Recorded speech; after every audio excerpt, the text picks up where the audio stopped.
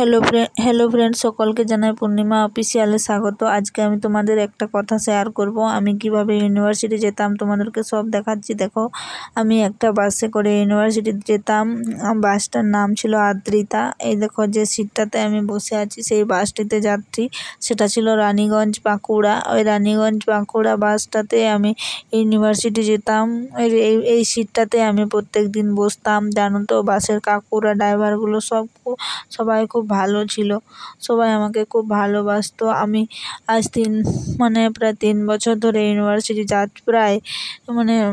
যাচ্ছি আসছি। এই সিটটাতে বসতাম সব দিন। ওরা এই সিটটা আমাকে রেখে দিত। আর এই বাসটাতে আমি প্রত্যেক দিন যেতাম। আর এই বাসটাতে যত স্যার ম্যাডামরা সবাই ছিল, সবাই আমাকে খুব ভালোবাসতো। এই বাসটাতে সব স্যার ম্যাডামরাও যেত। তাই ওরা বলতো যে তোকে সবাই খুব ভালোবাসতো। এই যে দেখছো, এই বাসটি হলুদ কালারের বাস। আমার তো কোনোদিন ভাড়াও লাগেনি। ওরা ভাড়াও চাইতো না কোনোদিন। প্রথম একদিন চেয়েছিল, সেদিন আমি বলেছিলাম যে আমি হ্যান্ডিক্যাপ আছি। সেদিনের পর থেকে আমার কাছ থেকে আর কোনোদিন টাকা চায়নি। এই দেখো, কোনোদিন বলেও নি যে তোকে টাকা দিতে হবে বলে।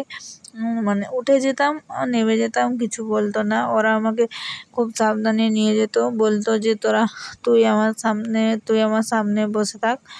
আমি গেটের সামনে সিটটাতে বসতাম, ওটাতে বসে বসে যেতাম।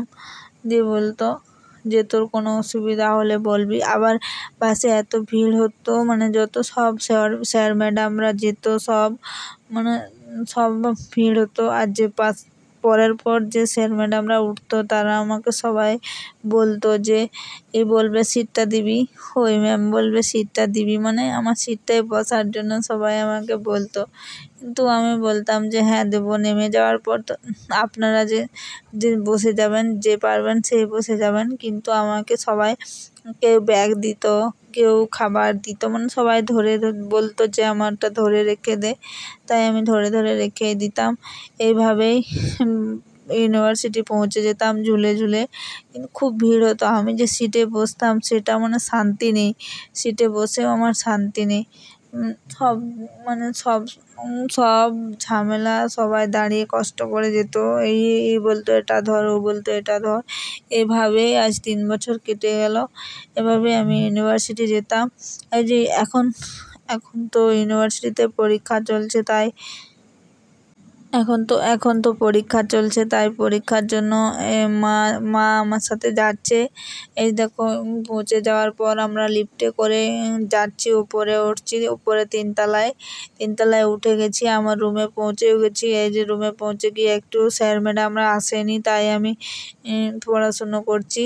আর গেটের কাছে নেমে করে যে গেটের যে কাকুরা থাকে, ওরা তো হুইল চেয়ারে করে আমাকে লিফটের কাছে নিয়ে আসে। তোমরা তো আগের ভিডিওতে দেখে নিয়েছো। আমি আগে একটা শর্ট ভিডিওতে দিয়েছিলাম যে আমি হুইল চেয়ারে করে রুমের দিকে যাচ্ছি। ওই কাকুরা নিয়ে যাচ্ছে আমাকে। দেখো, আমার ভিডিও ভালো লাগলে like, comment, share and subscribe করে আমার পাশে থেকো বন্ধু।